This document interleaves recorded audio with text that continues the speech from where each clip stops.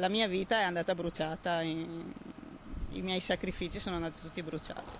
Ha pianto fino a non aver più lacrime. Il dolore e la rabbia si sono cristallizzati nella disperazione che ha visto bruciare con la sua fabbrica di camerette per bambini anche macchinari, attrezzature e gli ordini pronti per essere spediti in mattinata verso la Sardegna e la Sicilia.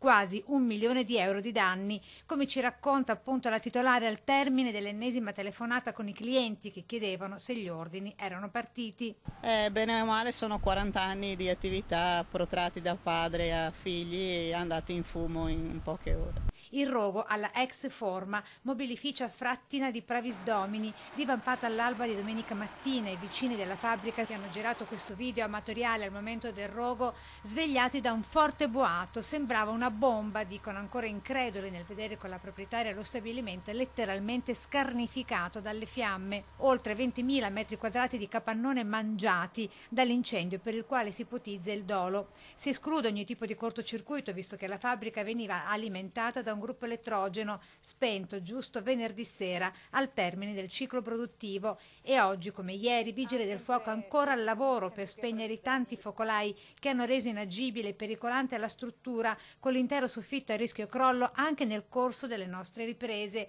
Ancora non si sa, i vigili stanno ancora terminando di spegnere focolai e dovranno poi fare tutte le indagini del caso. Sul posto i comandi provinciali dei Vigili del Fuoco di Pordenone, Venezia e Treviso, con 40 uomini e oltre 15 mezzi. Mercoledì mattina nuovo sopralluogo del nucleo investigativo dei Vigili del Fuoco, con l'immobile che sarà ancora sotto sequestro. Sulla base delle rilevazioni dell'aria non si sarebbero liberate sostanze inquinanti. A certificarlo il nucleo chimico e batteriologico di Mestre e i tecnici di ARPA, Friuli Venezia Giulia.